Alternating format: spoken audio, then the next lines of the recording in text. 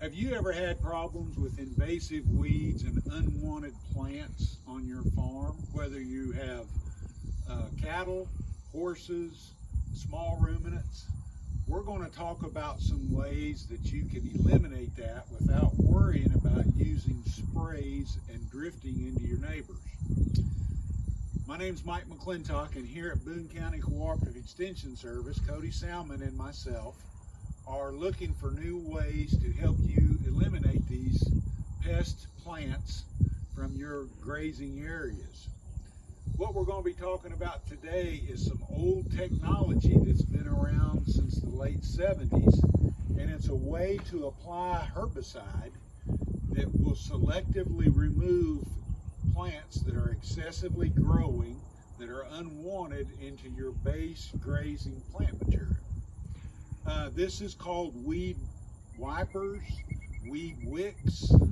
There's all kinds of different names that are around, and what we're going to show you today is one that you can build for under $200.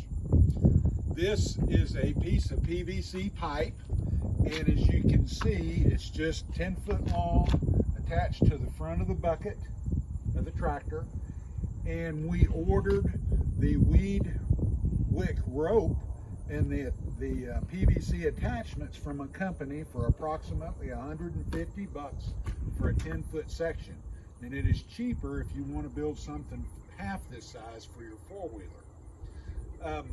3-inch PVC pipe, and then I just manufactured a little frame that we could buckle onto the bucket. We fill it full of, we're using 50% glyphosate, half water and half glyphosate. And for those of you that do not know, glyphosate is a technical term for Roundup type products. We were using a generic that's approximately 35 to 37 bucks a jug, and that's a 2.5 gallons, so really cheap to get these plants.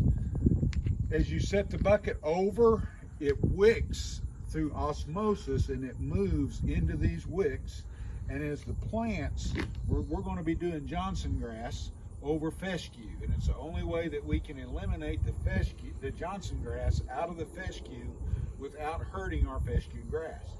As the grass comes in tall over the canopy and it rubs against these ropes, and you start to apply that herbicide with no drift, no harm to the environment, no harm to any other animals or anything like that. We're going to show on the next clip of us actually doing some work out here on some Johnson grass.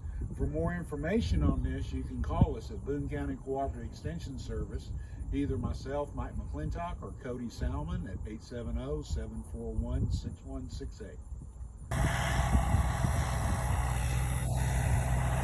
So here he is using the weed wiper.